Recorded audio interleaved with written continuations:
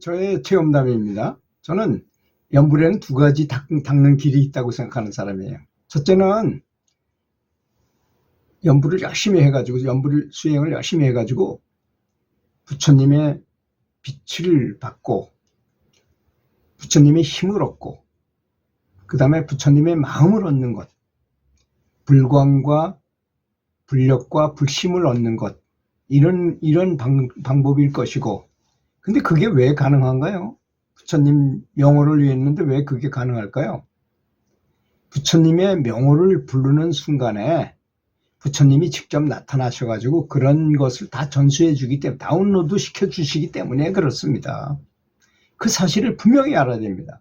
그러니까 너무나 감사한 마음으로, 극존중의 마음으로 부처님의 명호를 불러야 된다는 것입니다. 정성을 다해서. 또 나머지 한 가지는 뭐 어떤 것일까요? 내 힘으로 내 업장을 내 마음속에 전생에 수천 생을 태초서부터 지금까지 살아오면서 수천 번 윤회를 했을 텐데 죄가 없을 수 있을까요? 아마 엄청난 업장을 가지고 있을 것입니다. 그러니까 잠재되어진 이 업장, 카르마를 없애야 되는데 어떻게 나 혼자의 힘으로 그것이 되겠습니까? 그래서 부처님의 힘을, 불력을, 불광을, 불심을 얻어서 함께 같이 노력해가지고 되는데 그것도 금방 되는 건 아닙니다. 그게 워낙 깊고 크기 때문에. 그래도 열심히 그런 마음을 가지고 이렇게 연부를 하게 된다면 차츰차츰 그것이 없어지고, 그러다가 한 번에 몰아가지고 법당에 가서 밤을 철야로 연부를 계속 일주일 동안 했더니 뭐 꿈을 꾸게 되잖아요. 사람들이 주로 꿈에 뭐 벌레가 막 나오고 거머리가 붙어 있는 걸 거머리를 떼어내게 되고, 뭐 누가 나와서 나를 도와주고 뭐 이런 현상이 일어나는 것입니다. 그래서 우리 한국 도에는, 신선도에는 그런 게 있어요. 삼시구충이라는 게, 세 가지 삼시라는 이런 벌레 같은 게 있고, 뭐 다리에 있고 배에 있고 뭐 머리에 있고 그렇답니다. 그런 것들이 사라져야 되고, 그 다음에 구충, 아홉 구멍이잖아요. 구멍마다 다 거기를 관장하는 무슨 벌레 같은 게 있다는 것이죠. 그런 것이 슬슬 사라지는 꿈을 꾸게 된다는 것입니다. 뭐 내가 그래서 아주 가벼워지면 날아다닌다든지, 뭐 높은 히말라야 산 설산을 보게 된다든지, 뭐 이런 여러 가지, 또 극락을 보게 된다든지, 날아다니는 걸 한다든지, 화려한 궁전 속에 산다든지, 이런 것을 비전을 꿈속에서 보게 되거나 실제로도 보게 되거나 이렇게 된다는 것입니다. 그래서 연부를 할 때 자기 혼자만의 힘으로는 진보도 늦을 것이고, 업장 소멸을 시키는 것도 아주 작은 미약한 힘인 자기 힘만으로는 어렵다는 것입니다. 그러니까 부처님을 모셔와서, 연불은 부처님을 모셔오는 것입니다. 그래서 연불을 함부로 하지 말으라는 얘기입니다. 연불은 정말 정성을 다해서 감사하면서 하시는 것이 좋습니다. 그래서 부처님의 놀라운 공덕을 모셔와서 그분의 힘과 함께 업장을 소멸하는 것이죠. 한 번은 앞으로 나가고 한 번은 없애고, 도랑을 쳤잖아요. 근데 가재를 잡는다는 말이 있잖아요. 그죠? 원래는 그냥 도랑만 쳤는데 가재는 저절로 굴러나서 그 가재를 잡았다는 얘기인데, 뭐 가재 잡는 얘기를 해서 좀 안 됐지만 하여튼 비유하기가 어려워서 그런 말씀을 드리는데, 원래는 도랑을 치는데 의미가 있었는데 저절로 다른 것도 된다는 얘기죠. 바로 그게 그런 것입니다. 내가 업장을 소멸하기 위해서만 열심히 했다니까 업장이 다 없어지면 뭐가 남겠습니까? 그게 바로 해탈인 것이죠. 해방되는 것이죠. 모든 것에서 나를 잡고 있던, 특히 나를 잡고 있는 것이 뭡니까? 여러 사람들의 인연 관계들이잖아요. 관계. 이 관계로 인생을 사는 것에, 모든 것은 이 관계를 통한 공부를 하기 위해서 우리가 이 사람으로 태어났다고 말하거든요. 이 관계에 대한 악연 같은 것이 다 풀린다면 다 행복한 일상만 만나게 된다는 것을 의미한다는 말입니다.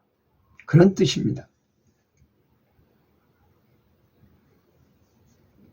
또 어떤 분은 살아있는 부처님 같은 스승을 모시고 계심에도 불구하고 스승의 그런 놀라운 스승의 불력을 받아내지 못하고 항상 제자리걸음이나 하고 있으니까 참으로 한심한 일이 아닐 수 없다는 것입니다.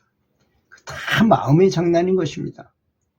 제가 얘기한 스승의 또는 부처님의 그 놀라운 그 원력을 받아들일 수 있으려면 다 모든 것은 다 아니 부처님이 어떻게 잘못이 있고 능력이 없으시겠습니까? 이분 아주 역사적으로 엄청나게 공중되신 분들이잖아요. 대단한 힘을 가지고 있다는 건 뭐 다 누구나 다 아는 사실이고 전지전능한 힘을 가졌다는 것이 아니겠습니까? 그런데 받고 못 받고는 그분의 잘못이 아니라는 것입니다. 모든 잘못은 자기한테 있는 것입니다. 받아들일 수 있는 그걸 우리는 아량인, 근기 이렇게 말하잖아요. 아량은 뭡니까? 용서할 수 있는 마음, 감사할 수 있는 마음을 말하는 거예요. 그렇잖아요? 그런 마음의 자세가 정말 안 돼 있다는 것을 잘 스스로를 잘 분석해야 될 것이라고 생각합니다. 저희 스승께서는 수행일지라는 걸 주셔가지고 어떻게 생각하라는 것을 다 일일이 가르쳐 주신 적도 있어요. 그래서 내가 얼마나 살생은 사람을 죽이는 것만이 아니라 그랬죠. 말을 통해서 사람을 직격탄을 날려가지고 굉장히 괴로움을 줄 수도 있어요. 그런 것도 살생에 들어갑니다. 그런 걸 가르치지 않았어요. 사람들이 그런 세세한 부분까지 다 가르쳐야 되는데 참 그게 참 어려운 거죠, 사실. 그리고 눈빛으로 사람을 딱 째려봤는데 아주 굉장히 멸시하는 투로 봤다는 것, 아주 경멸하는 투로, 무시하는 투로 본 것도 그것도 살생에 들어간다는 것입니다. 그런 것도 세세하게 알아야 된다는 것입니다. 그래서 항상 남이 잘 되도록 기도하고 사랑의 마음, 자비심을 가지라는 거 아니겠습니까? 그렇게 해가지고 좋은 아주 높은 상태, 아주 의식이 좋은 상태로 올라가게 되면 정말 너무나 행복하고 근심 걱정이 없어진다는 거죠. 그 업장이 다 소멸되고 그렇게 되면 마음이 평화롭기 때문에 누가 뭐 아주 심한 얘기를 하더라도 그냥 웃으면서 들을 수 있어요. 전혀 영향을 안 받아요. 그러면 오히려 얘기한 사람이 더 맹숭맹숭해지는 거죠. 저 사람이 내가 이렇게 얘기하면 이렇게 칠 줄 알았는데 전혀 전혀 반응이 없는 것이 아니라 오히려 웃어요. 꼭 교통사고 났을 때 여러분 그런 거 느끼실 거예요.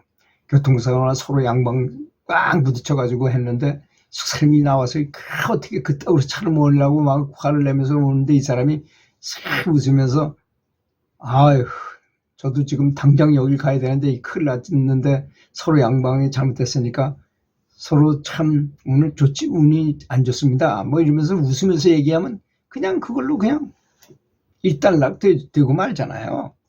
그런 거와 비슷한 것입니다. 다 모든 것은 다 자기한테 원인이 있는 법입니다. 가장 중요한 거는 사람을 존중할 줄 알아야 된다는 것입니다. 아무리 자기보다 더 낮은 사람이나 높은 사람이나 또 자기가 좀 똑똑하거나 분별력이 좀 있다거나 그런다고 다른 사람을 너무 분석해가지고 시비장단을 가리는 걸 너무 좋아해요. 어떻게 그럴 수가 있느냐고 따지고 덤비고 뭐 남의 험담을 하고 이렇게 해가지고 모든 걸 다 망가뜨린다는 것이죠.